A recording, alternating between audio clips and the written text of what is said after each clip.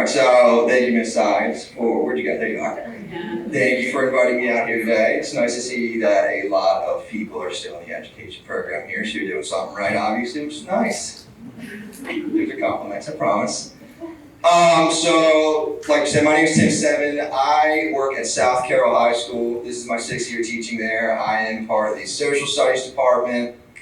While I taught a whole bunch of classes, my main focus is psychology and economics. So I got stuck with those two fun ones after going to Salisbury to major in history. But hey, I really enjoy teaching the classes, so it's a real good time. So starting with why I started teaching, it actually kind of just fell into my lap. I'm sure you all went to Carroll County Schools, remember mock interviews, right? Yeah.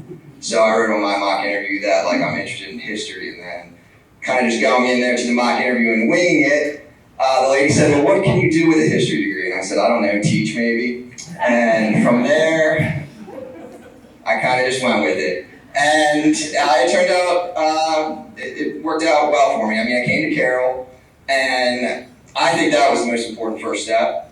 Here, I was able to take a good amount. I mean, how many did we have? We had 3. I think I did the Ed Psych, the Intro to Education, and then the Special Education class, which were just incredible classes to take. And then being able to actually go out to the middle schools, high schools, that really helped out. And just like Trey, we're both social studies guys. I also had to do an internship with science over at Mount Airy Middle School. But kind of like how he said that was a positive experience for him, I thought that was a real positive experience for myself as well, because not only did it sort of show me that, hey, I'm getting into this because I love history, it sort of showed me I actually enjoy working with kids, I actually enjoy teaching, and it definitely sort of defined, that was more of a defining moment on why I wanted to continue with what I did.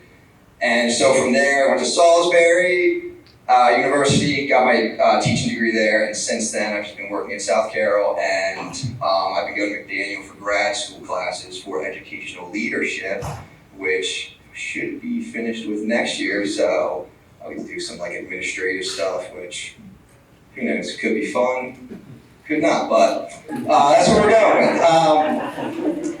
So advice, I would say my main piece of advice when talking to people who are looking to become teachers would be, don't be afraid to ask for help or ask questions.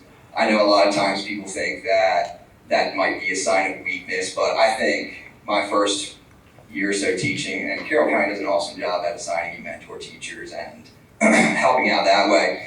But I think my first year teaching, I probably asked hundreds of questions every day to every single one of my colleagues, whether they're in the social studies department or not. Everyone's there to help you. They all want to see you succeed. No one's like going to be out to get you. So definitely just go out of your way, ask questions, because people will help. And also, yeah, resources. I know that's a big one too, that was mentioned earlier. Definitely, and that sort of just goes along with collaborating with others.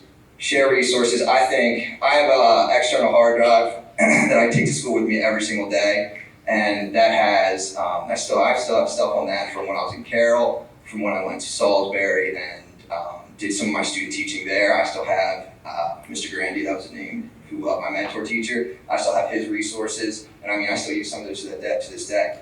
I did world history there. I haven't taught world history, or I didn't teach world history for my first 3 years, just taught it my 4th year. Still use all those resources, so that's important. Also, the internet's your friend.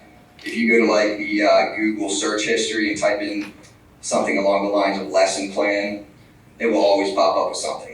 I think like mine, if you type in like economics, like it will auto-complete the lesson plan. So I've done that quite a bit. So yeah, because you don't, as my mentor teacher always told me in colleges, don't reinvent the wheel. There's plenty of resources out there to help you, and that's always a good thing to look for.